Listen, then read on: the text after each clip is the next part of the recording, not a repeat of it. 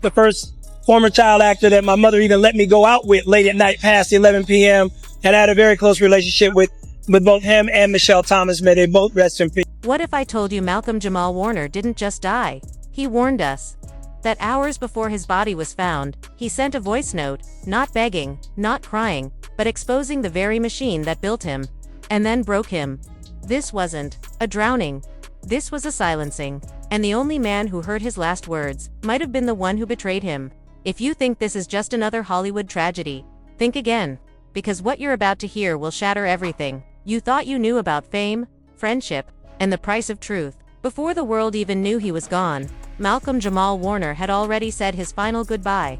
The only person he trusted enough to hear it was Jaleel White. What began as a quiet friendship between two forgotten legends, Steve Urkel and Theo Huxtable, ended in a heartbreaking whisper now echoing through millions. In his last voice note, Malcolm didn't beg for help or ask for mercy. He said, "If I'm not here tomorrow, don't cry for me. Just keep me alive through the work." Hours later, his lifeless body was found face down on a California beach. Cause of death, drowning, but to Jaleel it was something deeper, something darker. He says Malcolm had been silently drowning for years, not in water, but in pain, rejection, and an identity the industry never let him escape. Now that voice note is all y'all has left. When he played it publicly for the first time at a private funeral, he broke tears, shaking hands, a man completely wrecked. This isn't just one actor's tragic end. It's a generation of black performers who were never allowed to grow up. Frozen in time, smiling for cameras while dying inside. And Malcolm, he was their voice. Now Jaleel carries that legacy like a coffin strapped to his back, unwilling to let the world move on. But after hearing Malcolm's final words, one truth stands out. He never chased fame. He only wanted peace. This was his goodbye, and it will break you. He didn't want the spotlight. He never asked for it. But it clung to him. Malcolm Jamal Warner, the boy America adored as Theo Huxtable, grew up under lights, applause, and a nation that refused to see past the sitcom role they'd locked him into. Beneath the laugh tracks and glossy covers, he was suffocating. And the one person who truly recognized the pain behind his smile, it wasn't a Kodash star, it wasn't a manager. It was Jaleel White, other child star. Another black boy locked inside a role America refused to release him from forever. Steve Urkel. The joke, the spectacle. What they shared wasn't loud or visible. It was quiet, private, raw, late-night phone calls, unfiltered truth, and a kind of pain only they could recognize.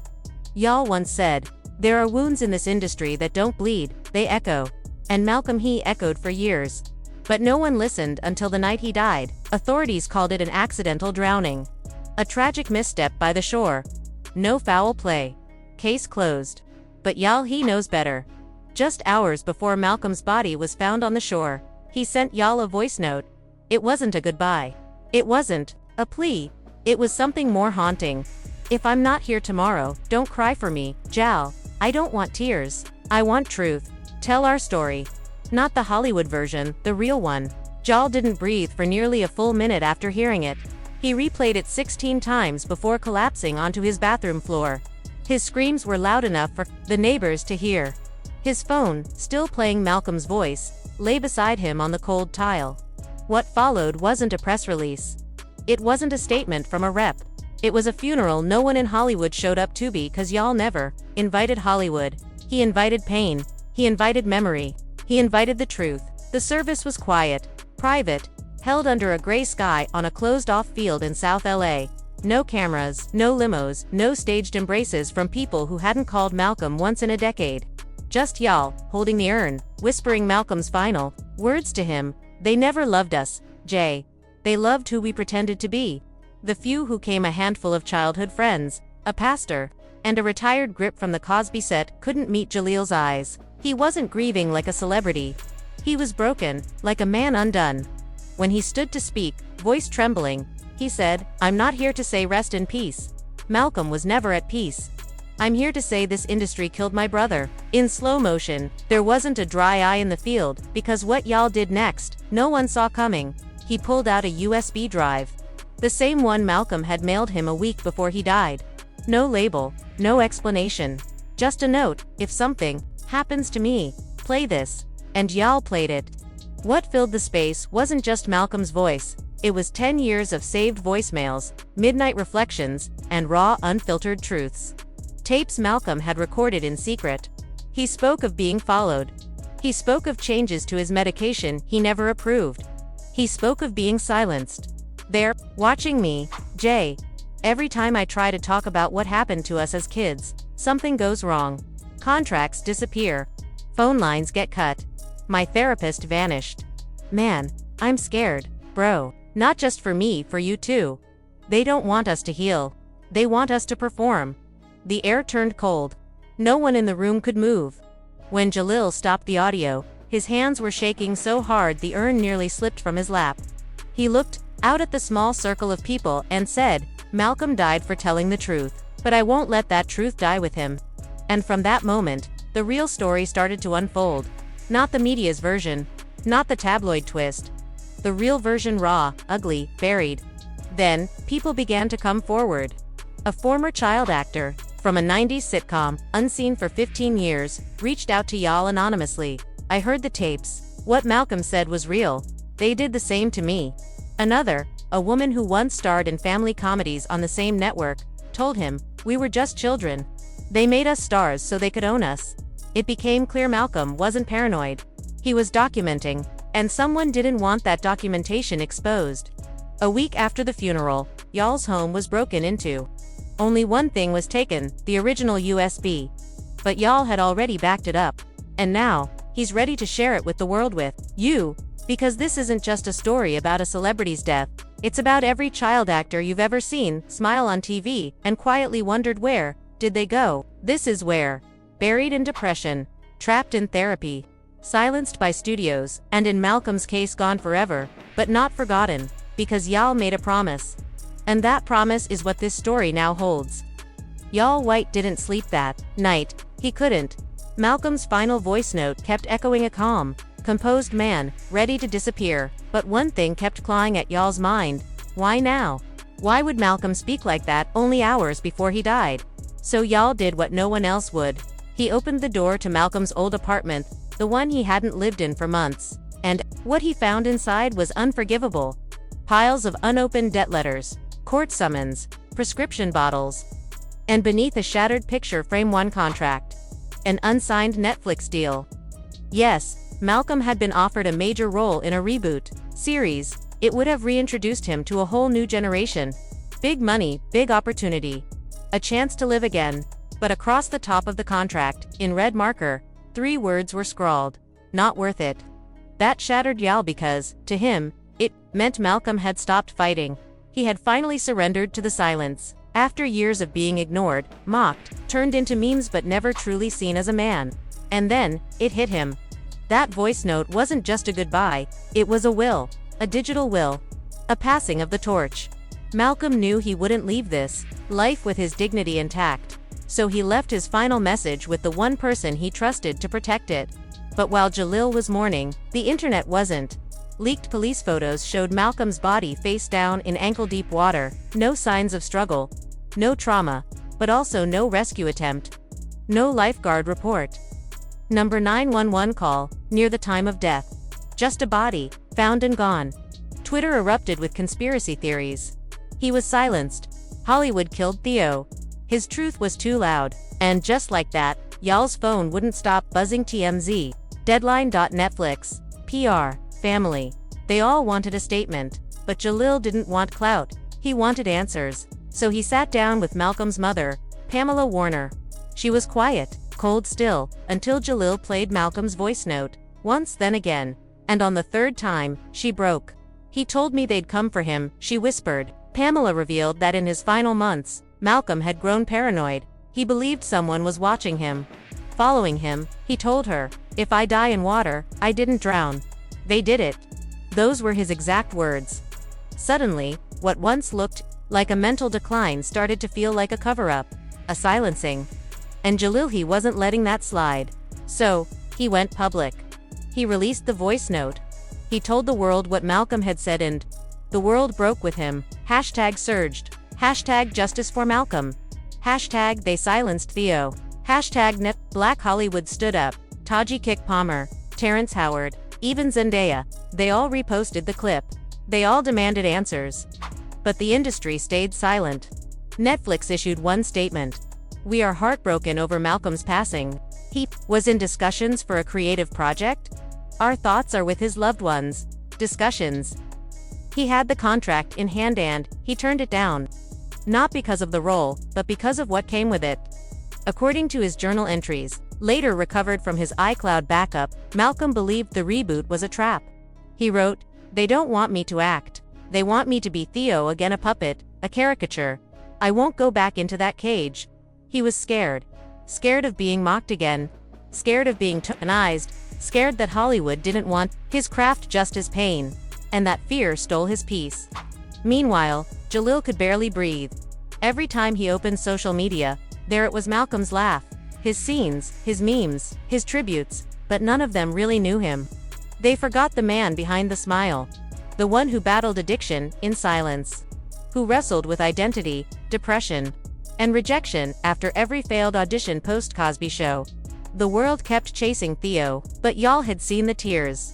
He remembered the night in 2018 when Malcolm called after a failed audition. "They want Denzel, but they treat me like Carlton." He remembered the awkward dinners where Malcolm couldn't hold eye contact. The birthdays spent alone. The pilots that never got picked up.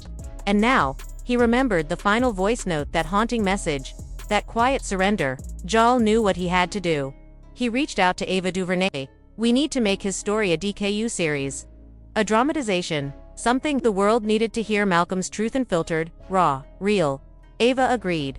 But within 48 hours, Netflix sent a cease and desist. They claimed they owned likeness rights tied to any portrayal resembling the Cosby Show IP. They were trying to block Malcolm's story even after death. And that's when everything shifted. Jal went live on Instagram. 3 million views in an hour. "If I die after this, you know why. But I'm not scared anymore," he said. "They silenced Malcolm, but I won't let them bury his truth." The comments exploded. People begged him to stay safe. Others called for a Netflix boycott. And some were just scared because if Malcolm could be erased that easily, who was next? That night, a mural of Malcolm Jamal Warner appeared in South Central, spray-painted beneath a bridge. It read, "They drowned our truth," and beneath it, a single candle burned alone. The funeral had barely ended when the whispers began to spread like wildfire. Celebrities arrived under tight security, some in dark glasses, others clutching tissues. Shaking beneath the weight of truths they couldn't speak aloud. Malcolm Jamal Warner's death wasn't just tragic. It felt calculated, and behind the curtain, a storm was brewing. Jaleel White hadn't spoken publicly since the investigation took a sharp turn, but his silence had become louder than any denial. And now, a second hard drive had surfaced, not from Malcolm's things, but from a former producer who had worked with both Malcolm and Jaleel on a failed 2016 reboot project.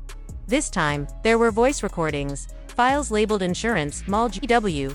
In one clip, Malcolm's voice was low, shaken, as he admitted he was being followed, and said he didn't think Jaleel was who he claimed to be anymore. Then came the gut punch. A leaked security video, from a luxury hotel in Miami, just 4 nights before Malcolm's death.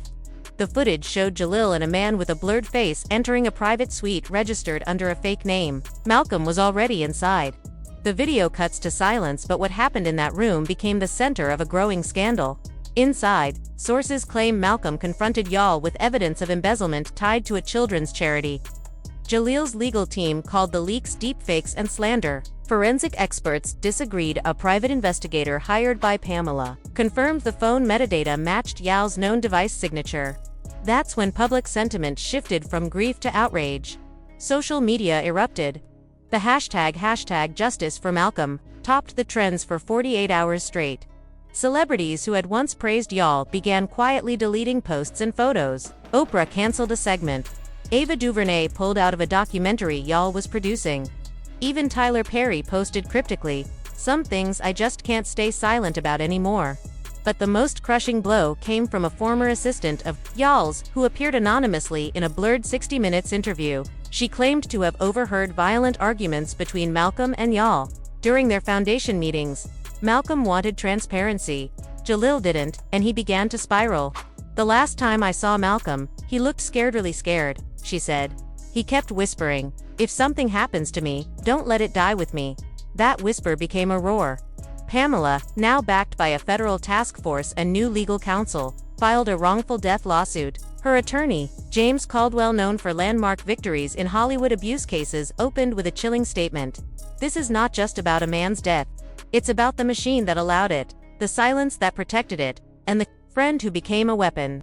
Jaleel White entered the courtroom, stone-faced, flanked by handlers, but cameras captured a moment that changed everything when the USB, recovered from Malcolm's safety deposit box, was played aloud. His voice came through clear, steady, raw. "If you're watching this, I didn't walk into the ocean. I didn't overdose. I was silenced. And I'm asking you, don't let my truth be buried." The courtroom froze. Jaleel looked down. One juror wiped away tears.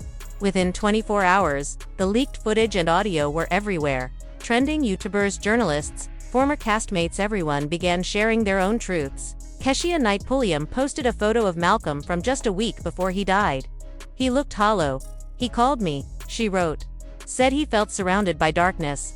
And then came the final nail. Malcolm's autopsy had been tampered with. A second report, ordered by the court, revealed mislabeled substances in his system, including sedatives never prescribed to him, bruising on his wrists, water in only one lung.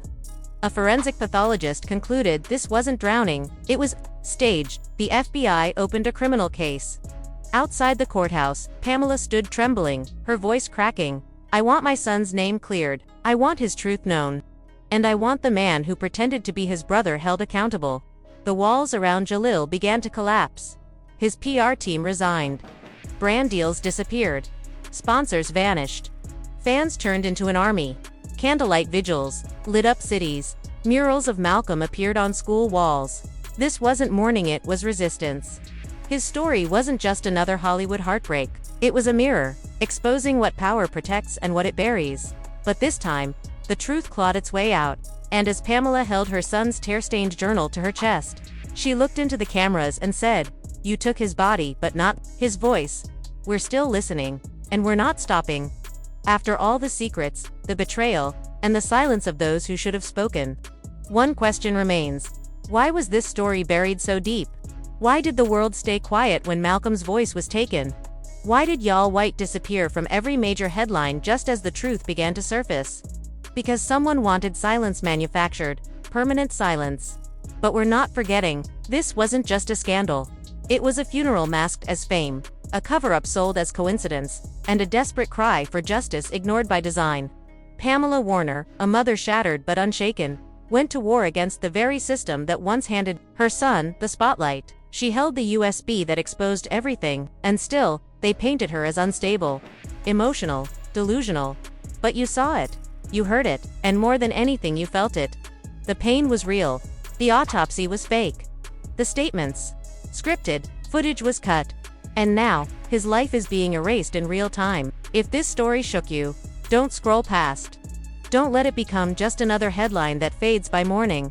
Hit like, share this, and drop one word in the comments. Justice. Let them know we're awake, we're watching, and we're not letting this slide. Because if they could do this to Malcolm, they could do it to anyone. This wasn't just a death, it was a warning. And we're not done. Subscribe, because the next piece of the puzzle, it's darker than anything you've heard so far.